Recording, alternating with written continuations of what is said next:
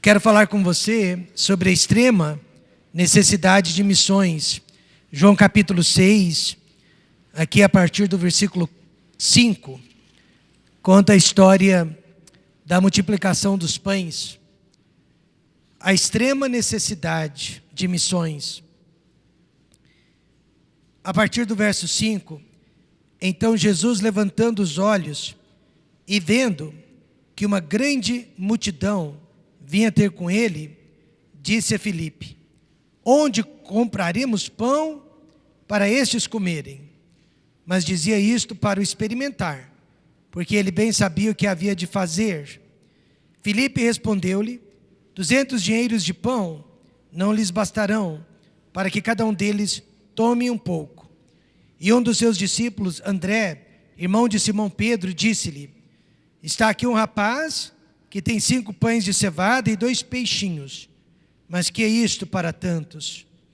E disse Jesus: mandai assentar os homens. E havia muita relva naquele lugar. Assentaram-se, pois, os homens em número de quase 5.000. E Jesus tomou os pães e, havendo dado graças, repartiu-os pelos discípulos, e os discípulos pelos que estavam sentados, e igualmente também os peixes, quanto eles queriam. E quando estavam saciados, disse aos seus discípulos: recolhei os pedaços que sobejaram, para que nada se perca. Recolheram-nos, pois, e encheram 12 alcofas de pedaços dos 5 pães de cevada que sobejaram aos que haviam comido. Vendo, pois, aqueles homens o milagre que Jesus tinha feito, diziam: este é verdadeiramente o profeta que devia vir ao mundo. A extrema necessidade de missões. Você sabe que o objetivo de Jesus Cristo naquele dia era o de descansar, depois de tantas e tantas horas de trabalho árduo. Mas a multidão não lhe dava sossego. Jesus reclamou? Não. Jesus se escondeu do povo? Também não. O que ele fez? Ele fez a sua parte, e nós precisamos fazer a nossa parte. Ele se envolveu na obra missionária, e nós precisamos também nos envolver na maior tarefa que existe sobre a face da terra. Além dos milagres que Jesus realizava, ele também pregava e ensinava como ninguém a palavra de Deus. Assim como o nosso missionário que partiu para o céu, pastor Aguinaldo Araújo, incansavelmente, todos os dias, ele pregava a palavra de Deus para centenas e milhares de detentos pelas penitenciárias do Brasil. Hoje, na cidade de Franca, no interior de São Paulo, há uma casa de recuperação para viciados em drogas, viciados em álcool, dirigida por voluntários. Mas à frente deste trabalho, um homem que aceitou o Senhor Jesus Cristo, enquanto estava pagando a sua pena na prisão, e ouviu a pregação do Evangelho por parte deste missionário da Missão Rocha Eterna do Brasil. E agora este homem está livre e ajudando a salvar outras pessoas. Não há dinheiro nesse mundo que pague por esta situação. Amém, irmãos? Não há dinheiro nesse mundo que pague por esta situação. Durante a Páscoa, judeus de todas as partes do mundo peregrinavam para Jerusalém, relembrando a sua libertação da escravidão no Egito. E agora, peregrinando para Jerusalém, eles estavam orando que fossem libertados da escravidão do Império Romano. Provavelmente, a mesma multidão que seguia o Senhor Jesus Cristo era aquela que estava rumando para Jerusalém. E assim como Israel do passado, eles foram alimentados pelo pão que veio do céu, literal e espiritualmente, naquele dia. Jesus foi para as colinas de Golã, de onde ele podia avistar não só a terra de Israel, mas a maioria dos vizinhos de Israel. Você sabia que até 1967, este monte pertencia ao país da Síria, mas depois da guerra dos 6 dias, os judeus finalmente recuperaram este pedaço de terra, com mais de 1.200 quilômetros quadrados de extensão. E por que este monte é tão importante? Porque além de ser um lugar muito fértil, com águas, fontes de água natural, este lugar também serve de escudo, serve de proteção contra os inimigos de Israel. E olha só, foi daqui, deste monte, que Jesus Cristo alimentou mais de 15.000 pessoas e ainda fez sobrar alimentos para mostrar que Ele é o pão verdadeiro que veio do céu para nos dar a vida. E agora Ele nos convida para subirmos o morro e olhar lá de cima. E o que vamos ver? Nós vamos ver inimigos por todos os lados. Nós estamos rodeados de inimigos, impedimentos, obstáculos para a realização da obra de Deus. Mas também nós vamos avistar milhões e milhões de pessoas perdidas e carentes do pão da vida. E nós temos este pão para lhes oferecer. Porque precisamos fazer missões o tempo todo de nossas vidas. Porque a necessidade é extrema e nós não podemos perder mais tempo com este mundo. Quantos de vocês tiveram a sensação, ou pelo menos reconheceram, que poderiam ter morrido nesses últimos 2 anos e meio? Isso mostra a fragilidade da vida. Isso mostra a vaidade da vida. E realmente não vale a pena viver para este mundo e por este mundo. Nós precisamos aprender a viver por um mundo melhor, que se chama a nossa eternidade ao lado de Deus. Nesta manhã, meus amados, os perdidos necessitam de Jesus Cristo. Nós não temos dúvidas. E se eles necessitam de Jesus, os perdidos necessitam dos salvos, que somos nós. E eles necessitam da nossa organização para alcançá-los. Então eu quero chamar a sua atenção para o fato que Jesus Cristo, nosso Senhor e Salvador, ama missões. Este texto deixa bem claro o amor que Jesus Cristo tem pelas pessoas perdidas. Nós lemos que ele, levantando os olhos e vendo que uma grande multidão vinha ter com ele, levantando os olhos quer dizer que Jesus Cristo era desprendido de si mesmo. Ele era desprendido do seu conforto físico. Ele era desprendido dos seus bens materiais. Ele não estava olhando para baixo. Ele não estava olhando. Mas a Bíblia diz que ele estava olhando para frente. E o que ele viu? Uma grande multidão que precisava dele, que vinha ter com ele. Assim como um pastor chamado George Gilham. Alguém pode me dar um outro microfone? Eu acho que a pilha desse está pifando.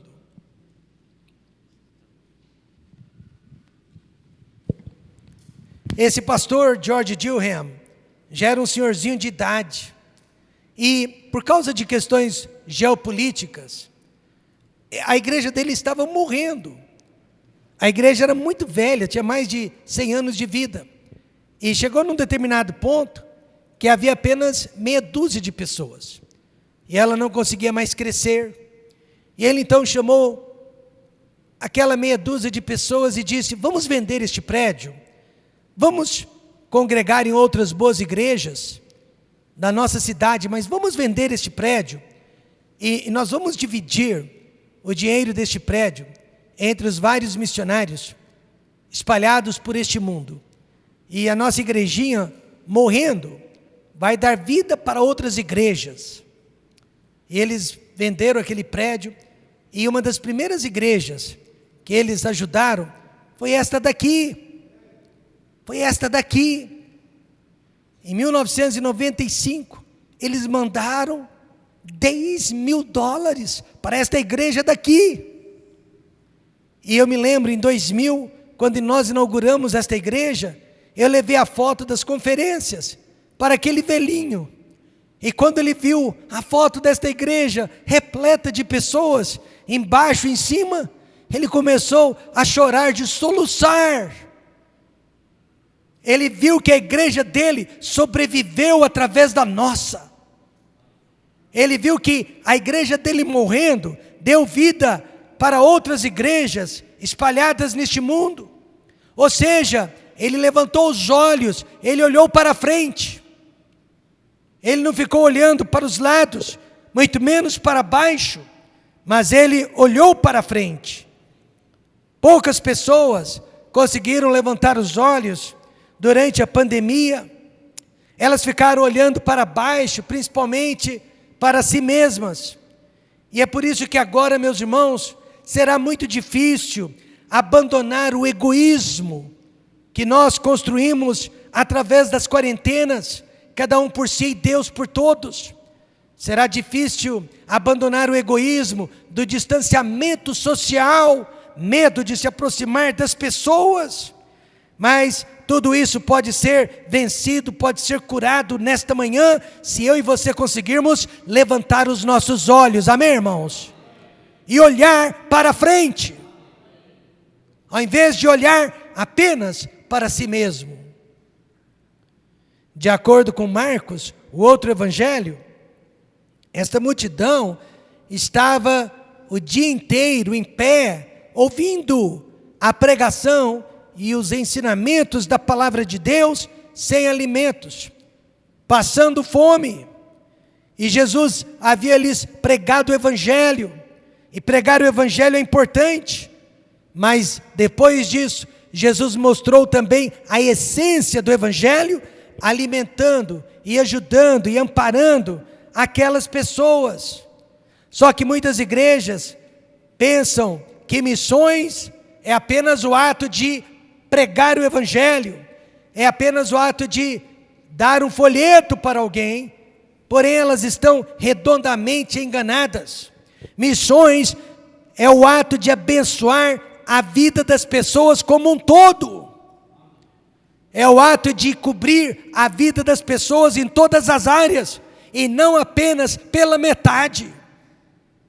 Se missões fosse apenas pregar o evangelho, nós não precisaríamos de igrejas, nós não precisaríamos de escolas, nós não precisaríamos de infraestrutura, seria muito mais barato. Mas a essência do evangelho exige que nós ajudemos as pessoas em todas as áreas de sua vida.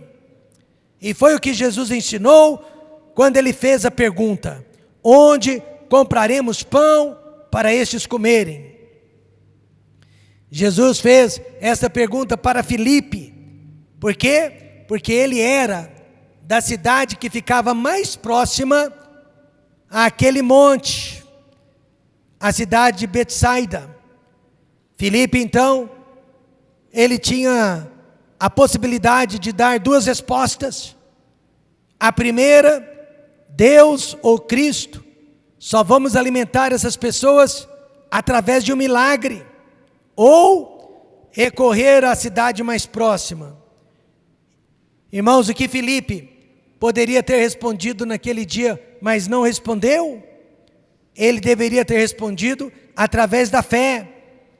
Ele poderia dizer: Jesus, eu não sei de onde nós vamos tirar tanto alimento para alimentar tantas pessoas, mas eu sei de uma coisa: se Deus foi capaz de usar Moisés para alimentar mais de 3 milhões de pessoas por 40 anos no deserto, com certeza Deus pode usar o Senhor, que é muito maior que Moisés.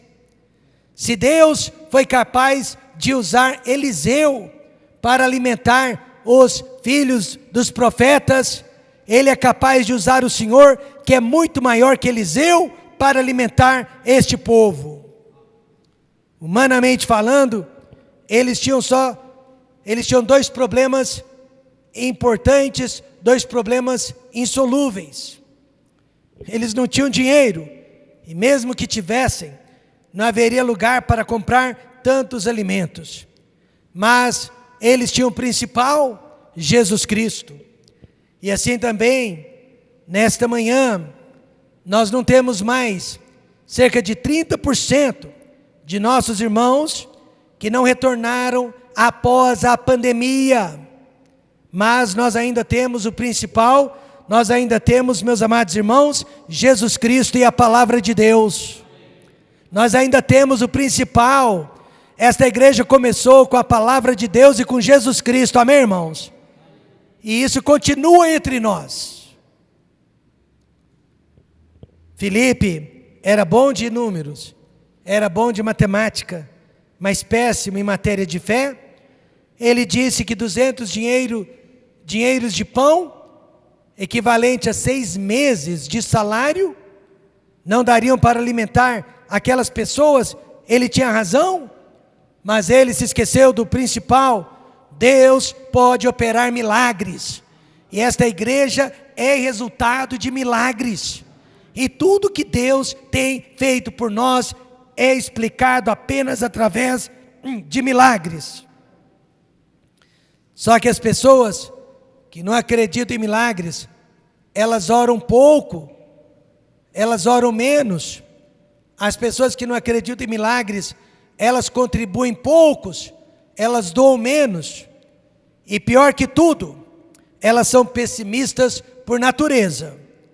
E aí elas confundem razão, ser racional, com incredulidade, que é viver sem fé.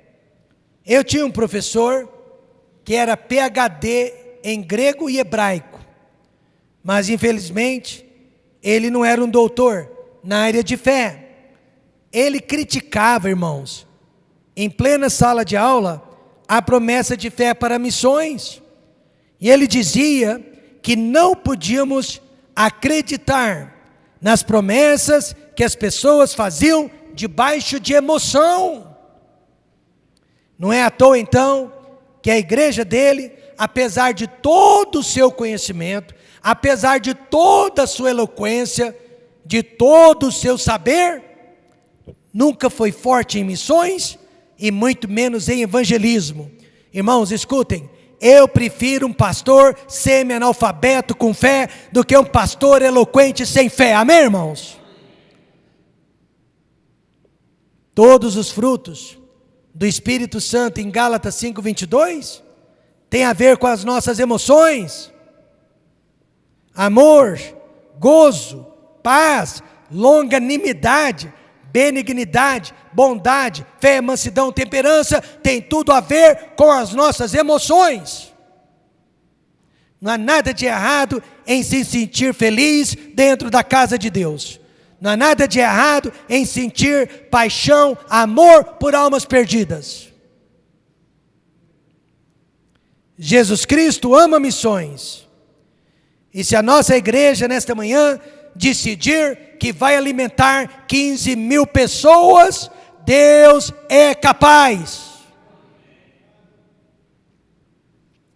Deus providenciará o alimento. Além disso, os salvos precisam amar missões. Do que adianta só Deus amar o mundo inteiro? Nós também temos que amar. Por isso que no verso 9, está aqui um rapaz, talvez um menino de 13, 12 aninhos de idade, que tem 5 pães de cevada e 2 peixinhos. Mas que é isto para tantos? Quem achou esse menino foi André. André, ele era um evangelista por excelência. Primeiro, ele havia trazido ninguém mais, ninguém menos do que o próprio apóstolo Pedro aos pés do Senhor Jesus Cristo.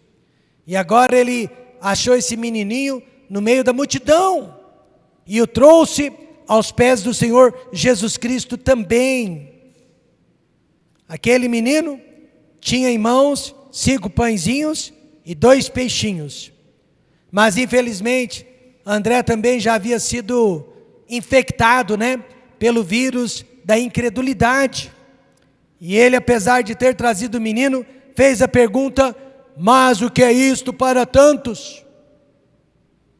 Apesar que a fé pode e produz sentimentos fortes, indescritíveis em nossas vidas, fé não é um sentimento. Fé é uma convicção. Fé não é um sentimento. Fé é uma convicção.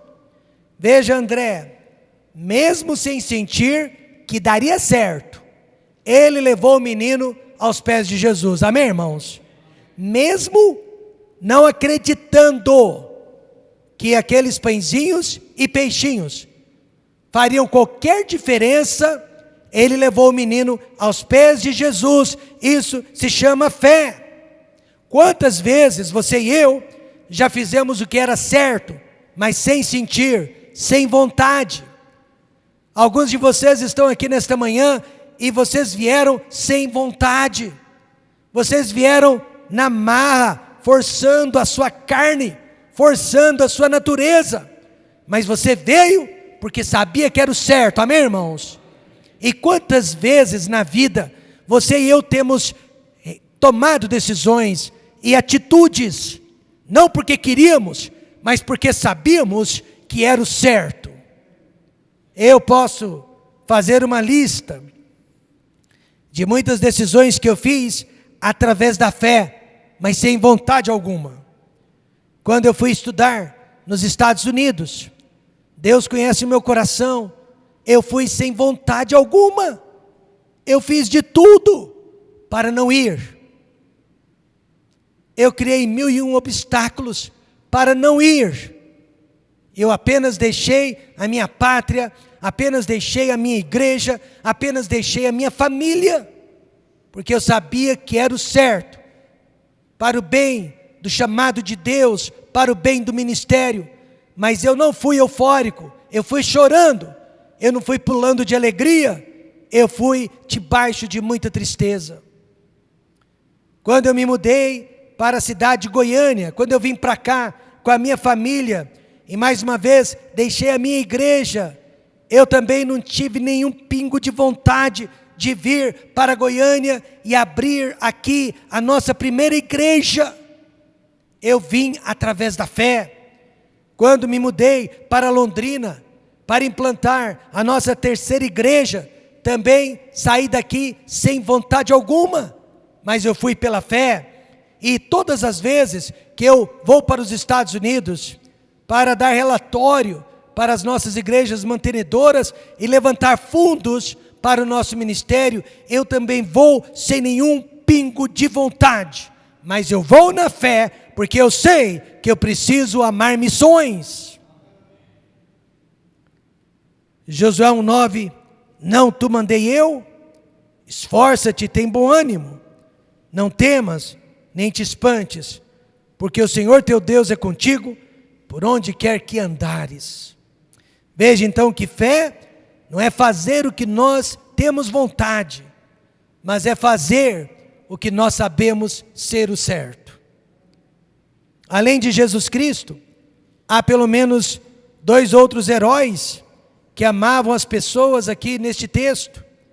André e o rapazinho, que doou toda a sua comida. Irmãos, olha que interessante. No original grego, nós descobrimos que aqueles pãezinhos não eram frescos, não eram pãezinhos que a mamãe preparava do bom e do melhor para os seus filhinhos, mas aqueles pãezinhos de cevada era comida para cavalo. Somente os indigentes comiam aquele tipo de pão, e os peixinhos eram salgados, não eram frescos, e nem poderiam ser no meio do deserto. Então a criança era de família muito pobre. E aí eu pergunto para os tesoureiros da igreja, por que será que as pessoas mais pobres, na maioria das vezes, são as mais generosas e são as mais fiéis que existem? Isso só prova que missões não é uma questão de dinheiro, missões é uma questão de amor. Dona Ana, que nos deixou recentemente, com 94 aninhos de idade, ela era uma viúva aposentada, um salário mínimo. mas ela nunca deixou de entregar o seu dízimo. Ela nunca deixou de entregar a sua promessa de fé para missões. Amém, irmãos? A família João da Cruz está sustentando o ministério lá no Jardim Cerrado, não só através dos seus dízimos, mas através da própria vida delas, através das suas próprias vidas. Então por que será que as pessoas mais humildes, geralmente são as mais dedicadas, as mais envolvidas na obra do Senhor? Uma pessoa de bem, uma pessoa de posse, sabendo que certo missionário do nosso meio havia caído em pecado, se decepcionou muitíssimo e decidiu que não iria mais ajudar no sustento de missionários, por causa daquele que havia caído em pecado. Ele disse que a partir de agora ele iria sustentar diretamente os missionários e somente aqueles que fosse da sua confiança. Aí eu digo, se você realmente envia o seu dinheiro para o missionário A, B ou C, um dia você vai se decepcionar. Mas se você envia o seu dinheiro para a obra missionária, você jamais irá se decepcionar. Porque mesmo aquele missionário que caiu em pecado, ele implantou igrejas, almas foram salvas, e o pecado dele jamais vai destruir a obra de Deus. Nós não estamos contribuindo com homens, nós estamos contribuindo com Deus. Desculpas para não participar da obra de Deus. O menino tinha pão velho, 2 peixinhos salgados para comer durante aquele dia inteiro, mas ele resolveu dar tudo o que tinha nas mãos de Jesus. Jesus não precisava daqueles pães, muito menos dos peixes, para alimentar aquela multidão. Ele podia fazer a comida surgir do nada, como aconteceu no deserto. Mas por quê? Ele aceitou aquela oferta de sacrifício. Era tudo que o menininho tinha, para nos ensinar hoje de manhã, que não somente ele, mas todos nós precisamos amar missões. Que não somente ele, mas todos nós temos que fazer a nossa parte. Algo importante sobre o menininho: era pão velho e comida de cavalo, mas era o melhor que ele tinha. Era o melhor que ele tinha. O melhor da dona Ana era 10% do seu salário mínimo, e só Deus sabe quanto ela dava para missões. Era o melhor da dona Ana, e é para o nosso melhor que Deus está olhando nesta manhã. Ele está olhando para o nosso melhor.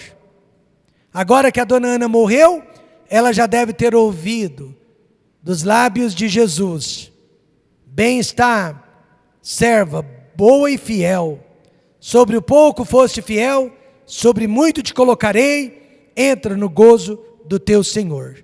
Irmãos, escutem, quem ama missões não abandona a igreja, nem antes, nem durante e nem depois de uma pandemia.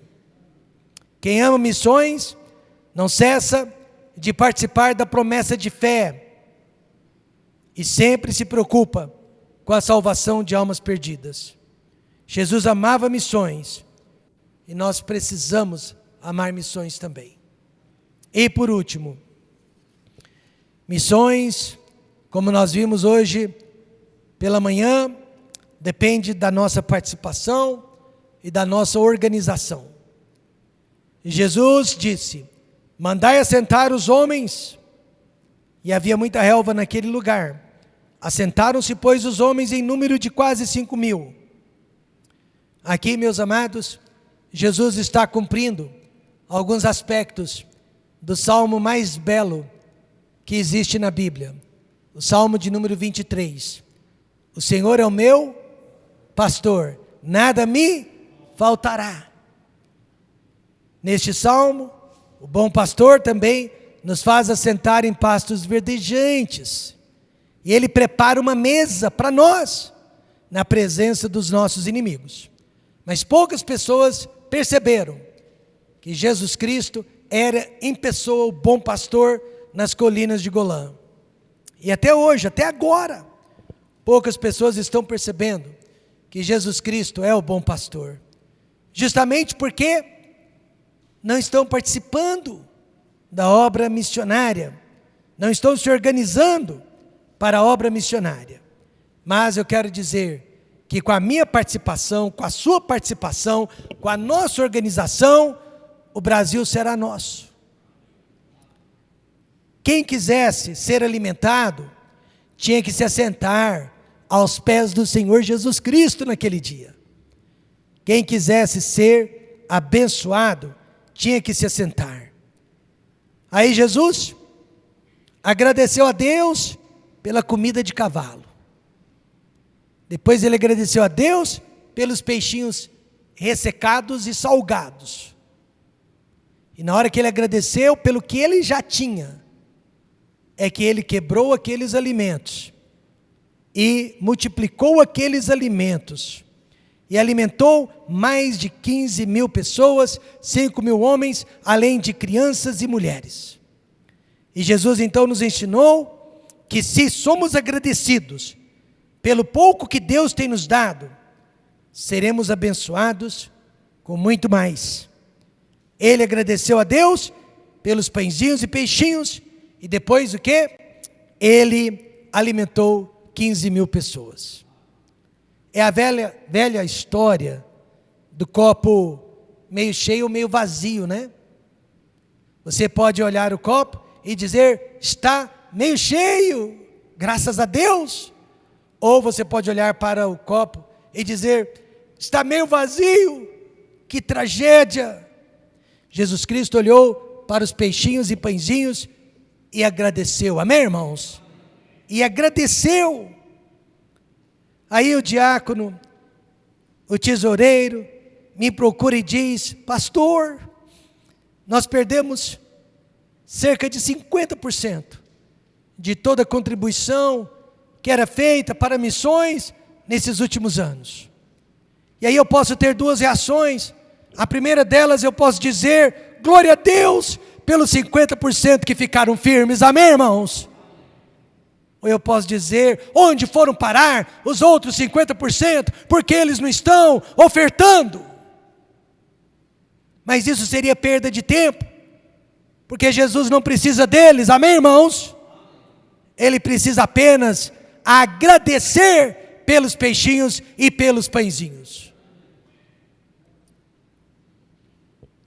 Com participação e nossa organização, Jesus sabe que Ele pode multiplicar as nossas pequenas ofertas. E eu quero dizer que se todos aqui, incluindo as crianças, começarem a participar de missões, nós iremos não só voltar ao patamar pré-pandêmico, mas que tal ao patamar de 10 anos atrás, quando nós estávamos dando 18 mil reais por mês para missões. Nós já demos mais de 18 mil reais. Eu lembro o mês que entrou 19 mil reais.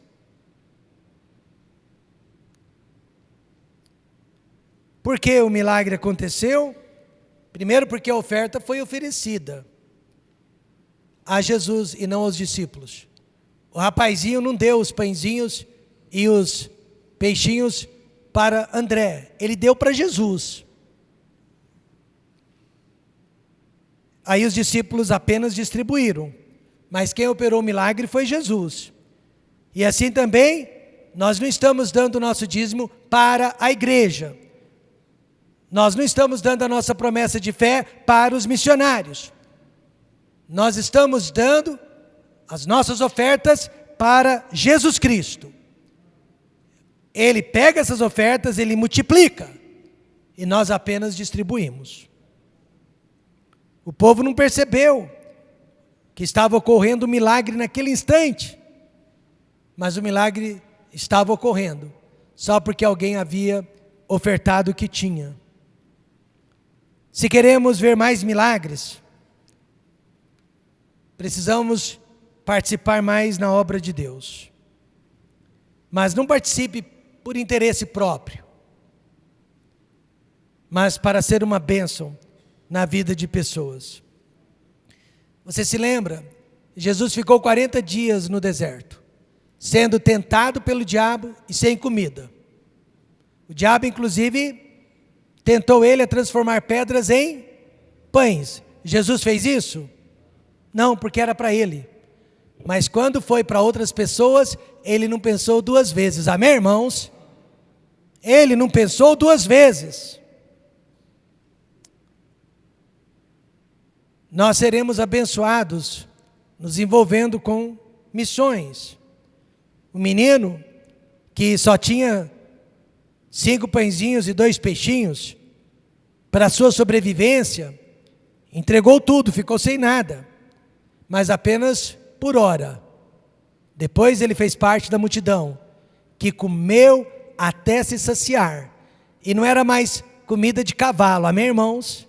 Era comida celestial. Não era mais peixinhos ressecados e salgados, eram peixes frescos e saudáveis.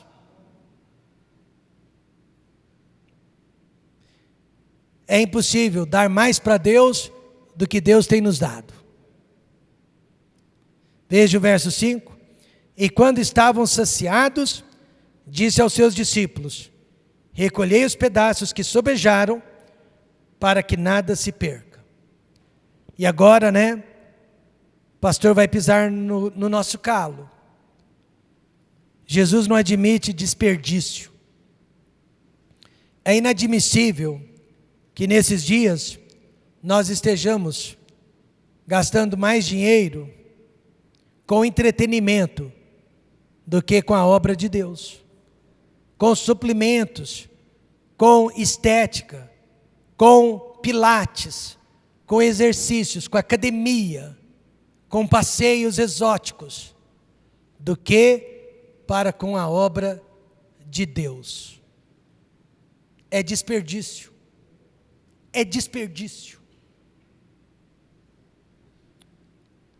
Existe uma terrível fome pela palavra de Deus nos dias de hoje. E nós podemos ajudar, entregando a partir de agora o pouco que nós temos nas mãos daquele que pode multiplicar o pouco que doamos. Jesus ama missões. Os seus filhos deveriam amar missões também.